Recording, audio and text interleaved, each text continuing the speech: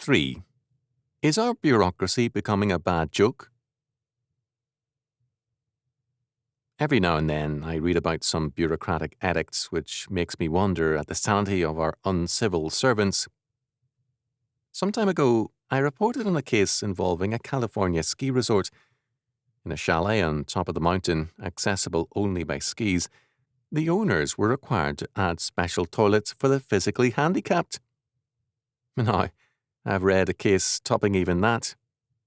I won't mention this city because the many fine people who live there are not responsible for this price of bureaucratic insanity. A club featuring striptease acts was required to build a ramp onto the stage in case any physically handicapped strippers were hired. Well, I have never attended a striptease show, and I certainly never shall. In any case, I most assuredly would not go to see a physically handicapped stripper. How stupid and insane do our regulations have to get before we put a stop to this kind of nonsense? How about some common sense regulations? Why not require seeing eye dogs for all our legislators, public officials, and bureaucrats, because they obviously cannot see which end is up, nor what is ahead of them? Why not require by law every politician to wear a hearing aid so that they can hear us better? Also, why not ban pensions for all officials, legislators, and bureaucrats except those who lower taxes, cut the cost of civil government, and eliminate civil service jobs? Why not a bounty on performance instead of incompetence? Back to the ramp required by state officials of a striptease club.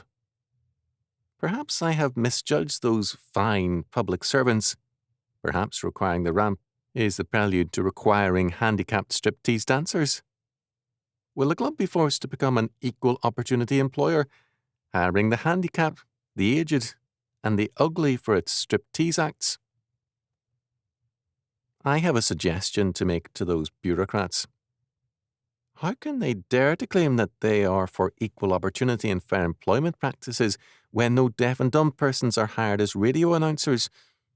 Why are no criminals appointed to any Supreme Court vacancies? Why are the romantic and glamorous parts in films given only to younger women? Do women over 80 have no rights? If all this sounds crazy, it is simply because what started as a demand for fairness is becoming a bad joke. Facilities for the handicapped make sense in their place, but this does not include a ski lodge nor a striptease stage. How do these bureaucrats get hired anyway? By flunking a sanity test or by giving certifiable evidence of stupidity? It seems that no good law can be passed without being converted into a bad one by the bureaucracy, nor is there any bad law that they cannot succeed in making even worse. What are they trying to do? To use every law of any kind to increase their power and to limit our freedom?